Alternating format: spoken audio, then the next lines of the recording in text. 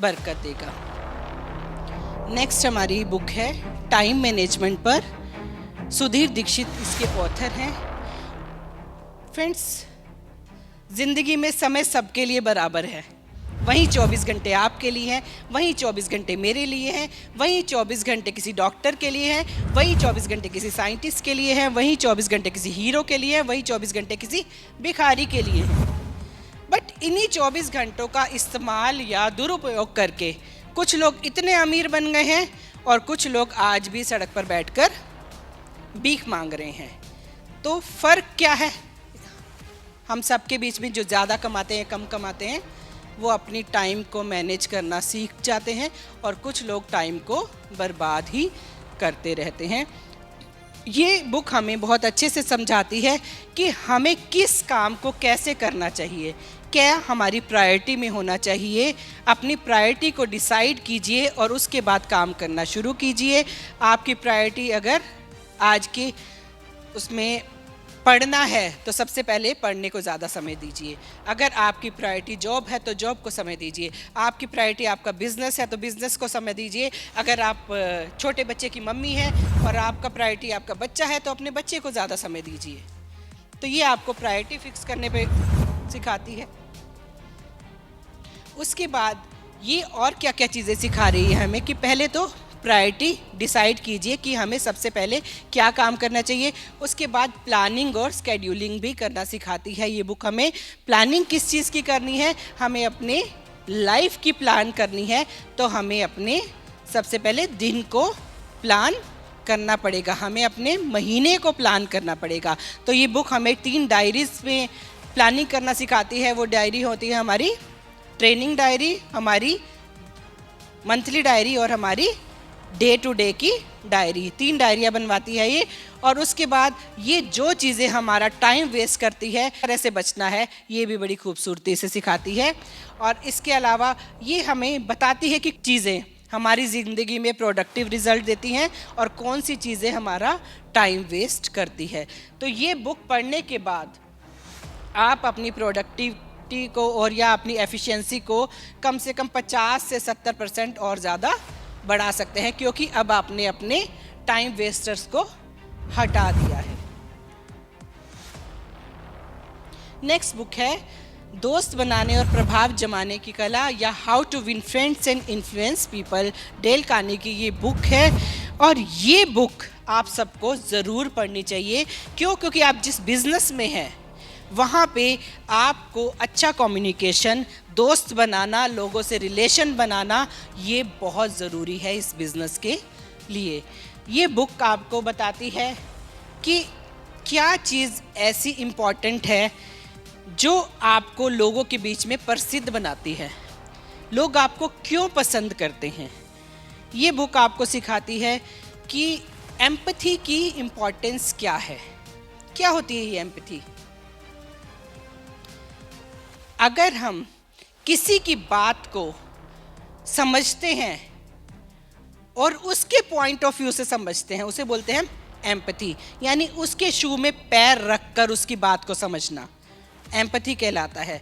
दूसरे कुछ मजबूरी में होते हैं, लोग उसका मजाक उड़ाना शुरू कर देते हैं या फिर लोग उन्हें सहानुभूति, दया दिखाना शुरू कर देते हैं। कई बार लोगों को दया की ज़रूरत नहीं होती, एम्पैथी की ज़रूरत होती है। तो ये इसकी इम्पोर्टेंस बताती है कि हर जगह सहानुभूति की ज़रूरत नहीं, कहीं कहीं एम्पैथी भी दिखानी चाहिए। ये आपको पॉजिटिव कम्युनिकेशन करने में मदद करेगी। ये जब बुक पढ़ेंगे तो आप लोगों से जो बात करेंगे तो वो आप पॉजिटिव कम्युनिकेशन करना शुरू कर देंगे। कैसे सीखेंगे?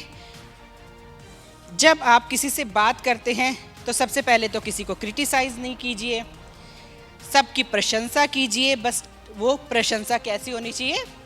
ऑनेस्ट होनी चाहिए। आप किसी के घर के अंदर घुसे, सारा घर मैसी पड़ा है और आप जाकर तारीफ़ करें, अरे वाह आपका घर तो बहुत सुंदर है।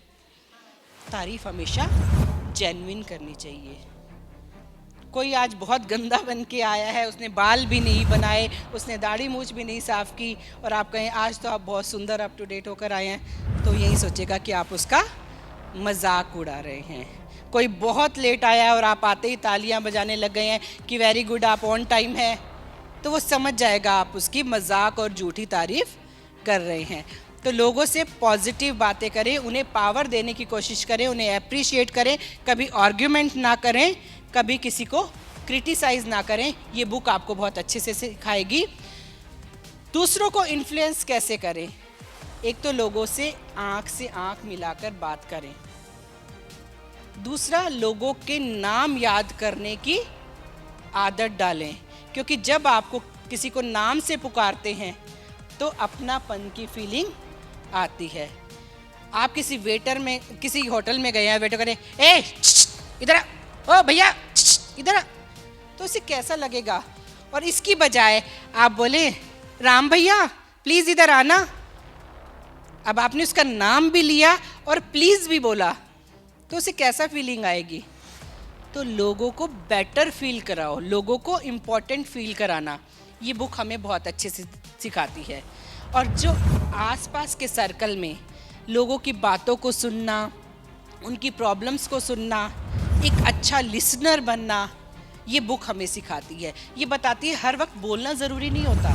भगवान ने आपको एक मुंह दिया है बट कान दो दिए हैं, तो हर वक्त बोलना ज़रूरी नहीं होता। कई बार सुनना भी अच्छा लगता है लोगों को। लोगों को अच्छा लगता है कि अगर आप उनकी प्रॉब्लम्स, उनकी बातें सुनते हैं और साथ साथ बीच बीच में रिस्पॉन्ड भी करते हैं। ये नहीं कि वो बोले जा रहा है, आप ऐसे देख रहे हैं कि कभी ये उठेगा और मैं यहाँ से निकलूँगा। जब कोई बात बता रहा होता है आपने बीच में रिस्पॉन्ड करना है, अच्छा ओह ऐसा हुआ, अच्छा फिर क्या हुआ, अच्छा उसके बाद, तो आपने इस तरह से उसको इम्पोर्टेंट फील कराना है कि वास्तव में आप उसकी बातें सुन रहे हैं। तो ये लोक व्यवहार पे बहुत बढ़िया बुक है। ये पढ़ने के बाद आप जब फील्ड में काम करोगे ना, या फिर अपने फ्रेंड सर्कल में जाओगे, या फिर अपनी फैमिली में बैठोगे, तो आप नोटिस करोगे आपको लोग ना उस कहते ग्रुप की जान मानने लगेंगे। आपको लोग मिस किया करेंगे कि ये क्यों नहीं आ रहा आज। आप सोच कर देखिए, आपकी फैमिली में कोई ऐसा इंसान है जब पार्टी में जाते हैं वो ना हो तो मज़ा नहीं आता? सबके घरों में ऐसा कोई ना कोई होता है, सबके फ्रेंड सर्कल में ऐसा कोई ना कोई होता है कि वो नहीं आया तो आज मज़ा नहीं आया। तो ये होते हैं सेंटर ऑफ अट्रैक्शन। और वो किस चीज़ पे काम करते हैं? सिर्फ इसी बुक के लॉज पे काम करते हैं। वो आपकी बातें सुनते हैं, आपको अप्रिशिएट करते हैं, आपके से आर्ग्यूमेंट नहीं करते, आपका नाम याद रखते हैं, आपसे आंख मिलाकर बात करते हैं, हमेशा स्माइल करते हैं, रौनक लगाए रहते हैं। नेक्स्ट बुक पे चलते हैं। Atomic habit. Atomic habit friends, अच्छे तो सब बनना चाहते हैं, और हम आज जो हैं वो हम अपनी पुरानी आदतों की वजह से हैं। आज अगर मैं हेल्दी हूँ, मैं फिट हूँ, तो इस वजह से है क्योंकि मेरी पुरानी आदत है कि मैं रोज़ एक्सरसाइज करती हूँ, मैं अच्छा फूड खाती हूँ। अगर आज मैं अनहेल्दी हूँ, मैं बीमार हूँ, तो मेरी कोई पुरानी आदत होगी, मैं जंक फूड ज़्यादा खाती हूँ, मैं कोई एक्सरसाइज नहीं करती। हम जो भी आज हैं अपनी पुरानी आदतों की रिजल्ट की वजह से हैं। तो कोई भी नई आदत बिल्ड करना और कोई पुरानी गंदी आदत छोड़ना बहुत मुश्किल होता है। हम 1 जनवरी को हम सब लोग शायद रिजोल्यूशन लेते हैं कि हम आज से वॉक करेंगे, हम आज से बुक पढ़ना शुरू करेंगे, हम आज से ये करेंगे, आज से वो करेंगे। 10 जनवरी आते आते 90 से 95% लोगों का वो रिजोल्यूशन टूट चुका होता है। फिर वो सोचते हैं अगले साल से करेंगे। तो क्यों मुश्किल होता है एक नई हैबिट को अपनी ज़िंदगी में एंट्री देना, या क्यों मुश्किल होता है अपनी कोई पुरानी आदत को छोड़ना? अगर हम कोई भी काम छोटे छोटे स्टेप से शुरू करें तो शायद ये आसान हो सकता है। ज़रूरी नहीं है कि हमें पतला होना होता है तो एक ही दिन में 25,000 कदम भी करेंगे, आज मैं 2 घंटे एक्सरसाइज भी करूंगी और आज मैं कुछ खाऊंगी भी नहीं, उससे कुछ नहीं होगा, बल्कि हम बीमार पड़ जाएंगे। उसके बदले अगर मैं एक छोटा सा चेंज अपनी दिनचर्या में ऐड करूं कि मैं रोज 5000 कदम चलूंगी, या रोज मैं 10 मिनट योगा करूंगी, तो ये छोटा सा चेंज मेरी जिंदगी में शायद 6 महीने बाद एक अच्छा बदलाव ला सकता है। तो ये बुक समझाती है कि कोई भी हैबिट अगर स्टार्ट करनी हो तो सिर्फ 1% से शुरू करें, 0.1% से शुरू करें। 0.1% से भी कोई आप अपने आप को चेंज करना शुरू करें तो 1 साल के बाद आप अपने अंदर 37% चेंज देख सकते हैं। ये कैलकुलेशन है कि आप 0.1% चेंज लाएंगे तो 1 साल के बाद आप 37% चेंज हो चुके होंगे। तो छोटे छोटे स्टेप्स लेने हैं और पुरानी आदत को छोड़ना या नई आदत को छोड़ना, ये एक सर्कल होता है। जो हमारी आदतें पड़ती हैं वो किसी सर्कल की वजह से होती हैं। इसे बोलते हैं हम हैबिट लूप। अगर आज मैं स्किन केयर रिजीम शुरू करना चाहती हूँ, नहीं कर पाती, बिस्तर में घुस जाती हूँ तो मन नहीं करता, निकलूँ बाहर, मुँह धोऊँ, फिर टोनर लगाऊँ, फिर मॉइस्चराइज़र लगाऊँ, फिर नाइट क्रीम लगाऊँ।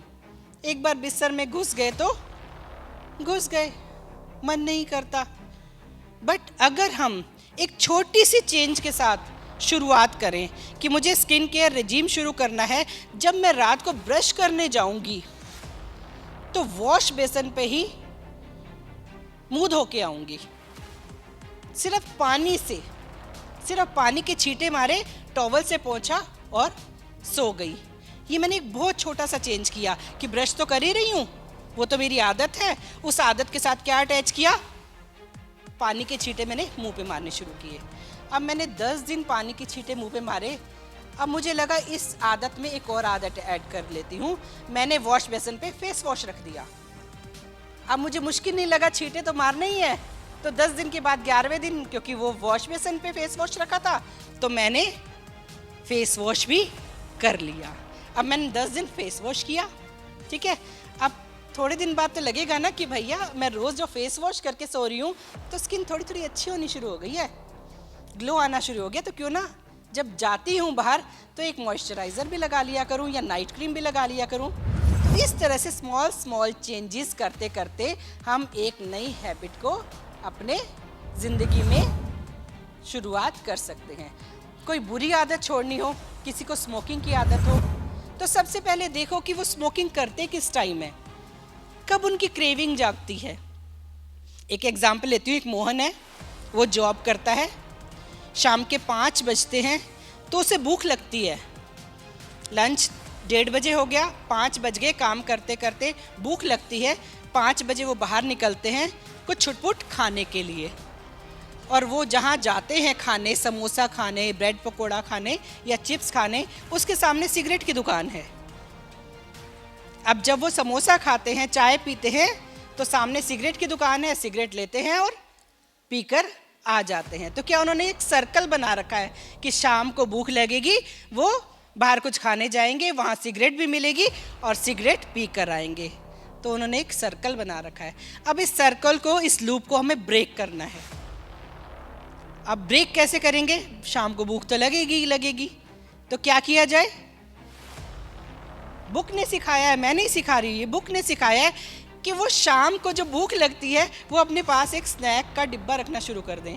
अपने पास रोज़ जो घर से आएँ तो एक फ्रूट का टिफ़िन लेकर आएँ, कभी ड्राई फ्रूट का टिफ़िन लेकर आएँ, कभी कुछ स्नैक्स घर से लेकर आएँ।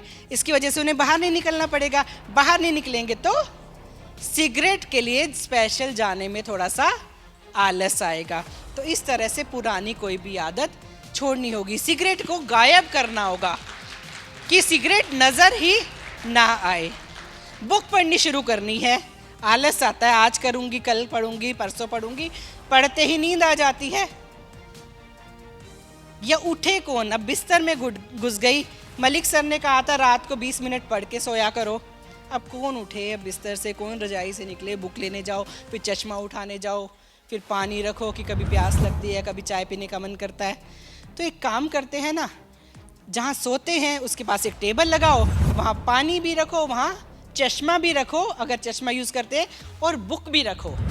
अब रात को पढ़ के सो या सुबह उठते ही पानी पियो और 10 मिनट बुक पढ़ने बैठ जाओ। अब आलस नहीं आएगा, क्यों? क्योंकि आपके रीच में पड़ी है, बिल्कुल साइड पे पड़ी है।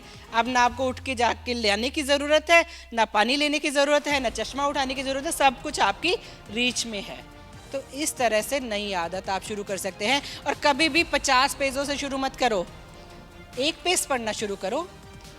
4 दिन 1 पेज पढ़ोगे ना, 5वें दिन रुका नहीं जाएगा, 2-3 पेज पढ़ोगे।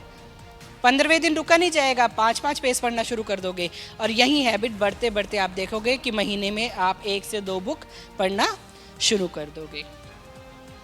तो ये बुक हमें बहुत आसानी से सिखाती है कि हम अच्छी आदतों को अपनी ज़िंदगी में ला सकते हैं और पुरानी आदतों को अपनी ज़िंदगी से हटा भी सकते हैं। नेक्स्ट बुक हम बता रहे हैं आपको, क्वेश्चंस आर द आंसर्स।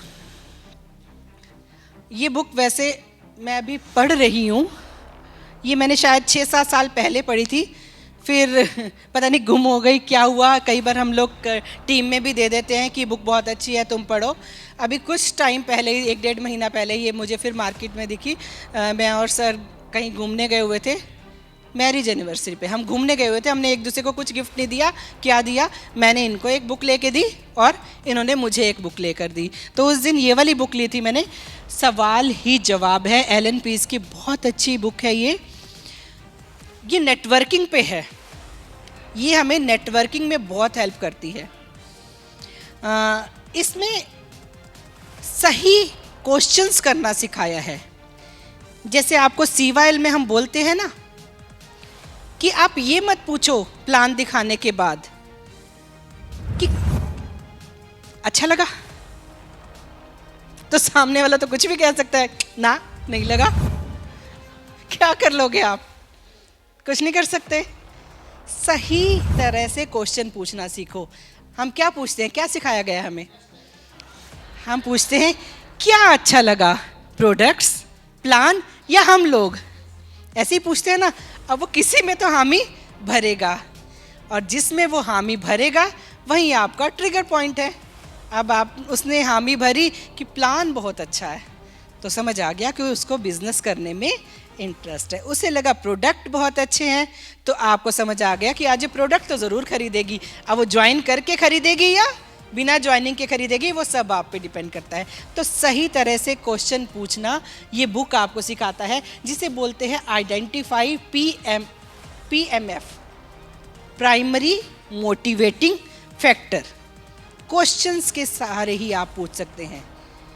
और कहाँ कहाँ घूम के आए हो गए, इतने साल हो गए कहीं घूमने नहीं गए। अब आपको समझ आ जाएगा कि इसका मोटिवेटिंग फैक्टर क्या हो सकता है, कि मैं इसे दुबई भी दिखाऊं और इसको क्रूज़ के बारे में भी बताऊं।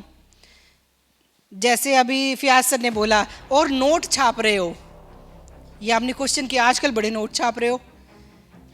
अब उसने कहा कहाँ, क्या कर, पाई को मोहताज हो रहा हूँ मैं तो। अब उसका प्राइमरी फैक्टर आपको क्या समझ आ गया, कि उसको पैसा चाहिए। तो इसमें सही क्वेश्चन कैसे पूछा जाए ये सिखाया गया है, और इसी को बोलते हैं प्राइमरी मोटिवेटिंग फैक्टर।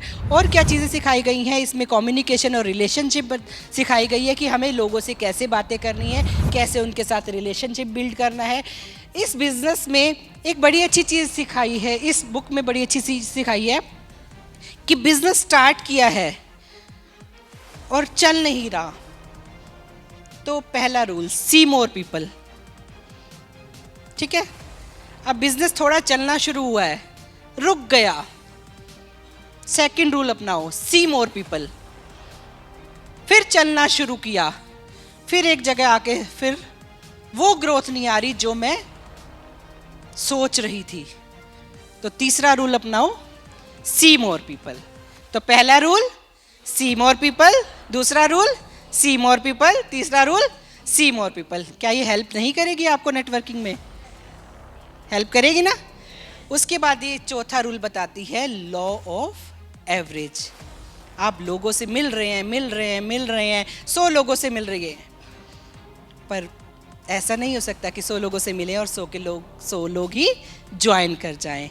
यहाँ पर एक लॉ ऑफ एवरेज काम करती है। आप 10 लोगों से मिले, 6 लोग बहुत एक्साइटमेंट के साथ अपने बिजनेस को सुनेंगे, बड़े बीच में हाँ हूँ कैसे क्या करेंगे, आपको लगेगा ये तो ज्वाइन हो ही जाएगा। बट उन 6 में से 3 लोग ज्वाइन होंगे। अब 3 लोग ज्वाइन तो हो गए, आपने सोचा ये बड़ा अच्छा करेंगे, बट तीनों अच्छा नहीं करेंगे। उन 3 में से एक इंसान ही आपके साथ आगे बढ़ेगा, चाहे वो लॉयल्टी करेगा, चाहे वो टीम बनाएगा। तो लॉ ऑफ एवरेज को ध्यान रखें, ये बुक हमें सिखाती है। उसके बाद और सिखाती है हमें कि कैसे हॉट बटन आपने लोगों का ढूंढना है, कैसे लोगों से बातचीत करके बीच की आइस मेल्ट करनी है। तो बहुत अच्छी अभी ये बुक मैं पढ़ रही हूँ और मैं चाहूँगी कि आज मैं पूरा ना बताऊँ इसके बारे में, आप भी पढ़ें। पर एक चीज़ मैं इसके साथ साथ करती हूँ जो मैं आपको बताना चाहूँगी। पीछे मेरा बैग पड़ा है, एक बार देंगे? बैग में ना बुक होगी और एक हाईलाइटर है, तो मैं उसे इस तरह से हाईलाइट कर देती हूँ। ये दिख रहा है दूर से? अब देखो मैंने क्या हाईलाइट किया हुआ है। See more people, the more times you ask them to join the better you become at asking. फिर see more people, keep calling, ये चीज़ें मैंने अंडरलाइन की हुई हैं। लॉ ऑफ एवरेज अंडरलाइन किया हुआ है। For every 5 prospect I called on telephone, 3 would give me an appointment and 1 got the chance to present the only 2 of these prospect because third either stood by me। ये सारी चीज़ें मैंने underline की हुई है, जो मुझे लगता है कि जब मैं दोबारा बुक पढ़ूंगी तो इन्हीं पे ही गौर कर लिया करूंगी। दिख रहा है आपको? ये अंडरलाइन की हुई है। तो ये बहुत अच्छा तरीका होता है कि आप फिर दूसरी बार जब ये बुक पढ़ेंगे तो शायद 2 या 3 दिन में ही इस बुक को दोबारा फिनिश कर देंगे। Thank you. The business of 21st century, ये बुक तो बनाई ही नेटवर्किंग के लिए गई है। फ्रेंड्स, वो पुराना ज़माना था जब कहा जाता था कि पैसा कमाना है तो पढ़ो, खूब मेहनत करो, एक अच्छी नौकरी देखो, नौकरी करो, पैसा कमाओ, रिटायरमेंट लो, फिर पेंशन पे जियो। वो पुराना ज़माना था। नया ज़माना क्या कहता है कि पैसे कमाने की और भी तरीके हैं, क्योंकि पुराने ज़माने में बहुत दिक्कत थी। क्या दिक्कत थी? कभी रिसेशन आ गया, कभी कुछ इमरजेंसी आ गई, जैसे अभी कोरोना आया था, तो लगी लगाई जॉब जा सकती है, चलता हुआ छोटा मोटा बिजनेस बंद हो सकता है। तो नया ज़माना क्या सिखाता है कि आपको काम करना है, आपको बिजनेस करना है तो टीम बनाकर बिजनेस करें। क्योंकि जो भी आप बड़े लोग देखेंगे जो बहुत पैसा कमा रहे हैं, वो सिर्फ खुद काम नहीं कर रहे, उनके पास एक बड़ी टीम है, वो बड़ी टीम उनके लिए काम कर रही है और उसी बड़ी टीम से वो पैसा कमा रहे हैं। तो ये बिजनेस की हमारी बुक है, ये हमें यही सिखाती है कि आप नेटवर्क मार्केटिंग करें, उसे समझें। और ये एक और बात आपको बताती है कि नेटवर्क मार्केटिंग को आप 2, 4, 5 महीने का प्लान ना समझें। ये 2, 4, 5 महीने में पैसा देने वाला प्लान नहीं है। नेटवर्क मार्केटिंग में अगर आप आएँ, सोच समझ कर आएँ, कम से कम 5 साल के लिए आएँ, तो ये आपको पैसा दे सकता है। एक और चीज़ बहुत अच्छी इस बुक ने सिखाया मुझे, ये वुमेन्स को काम करने के लिए एनकरेज कर रही है। बुक में वुमेन्स को बहुत एनकरेज किया है कि वो बाहर निकले और काम करें। तो ये बुक, अगर आप नेटवर्किंग को सीरियसली समझना चाहते हैं और गहराई में जाना चाहते हैं कि कैसे वर्क करता है, इस बुक में हमारे जो CYL में ESBI का वो बना हुआ है ना, क्वाड्रेंट, वो भी इसमें बड़े अच्छे से खोल के समझाया गया है कि कैसे लोग एम्प्लॉय होते हैं या सेल्फ एम्प्लॉयड होते हैं, कैसे लोग इन्वेस्टर होते हैं या फिर बिजनेसमैन होते हैं। तो चारों क्वाड्रेंट को बहुत अच्छे से समझाया हुआ है और ये बताती है कि क्या आप इसी क्वाड्रेंट में रहकर खुश हैं, कि क्या आप एम्प्लॉय बना रहना चाहते हैं या फिर सेल्फ एम्प्लॉय बना रहना चाहते हैं, या आप दूसरे क्वाड्रेंट में शिफ्ट होना चाहते हैं। तो बहुत अच्छी बुक है। अगर आपको नेटवर्किंग की और अच्छी नॉलेज लेनी है तो आप ये बुक ज़रूर रीड करें। और ये बुक रीड करने के लिए आज मैं आपको कह क्यों रही हूँ, आज मैंने आपको 10 बुक रिकमेंड कर दी, ये मैं क्यों कह रही हूँ? क्योंकि मैं खुद कर रही हूँ। और दूसरा, हमारा एक सिस्टम भी है। आज 23 सिस्टम हो गए हैं और आज से बहुत टाइम पहले एक सिस्टम बनाया था, डेली 20 मिनट। ये जो सिस्टम बनाते हैं ना, बहुत सोच समझ के बनाते हैं सर, इसको इग्नोर मत किया कीजिए। ये आपने पढ़ने की हैबिट तभी डाल लेनी चाहिए थी जब ये सिस्टम बना था, क्योंकि इन्हीं बुक्स के थ्रू क्या होता है कि आप देखते होंगे जब हम इस तरह की मीटिंग करते हैं तो आज यहाँ पे 350 350 लोग हैं। क्या हर बार यही 350 लोग होते हैं? 100 लोग के चेहरे तो आपको जाने पहचाने लगेंगे कि वो हर बार आपको मीटिंग और ट्रेनिंग में मिलेंगे। बाकी उन 200-250 लोगों का क्या होता है? बताया ना कि जिंदगी में बहुत सारी परिस्थितियां ऐसी आती रहती हैं कि जब लगता है कि मैं बर्बाद हो गई, मेरे साथ सब गलत हो रहा है, मेरा ये हो गया, मेरा वो हो गया। ज़िंदगी में सबकी आती हैं। वो इन 350 लोगों की ज़िंदगी में भी आई होंगी या आएंगी।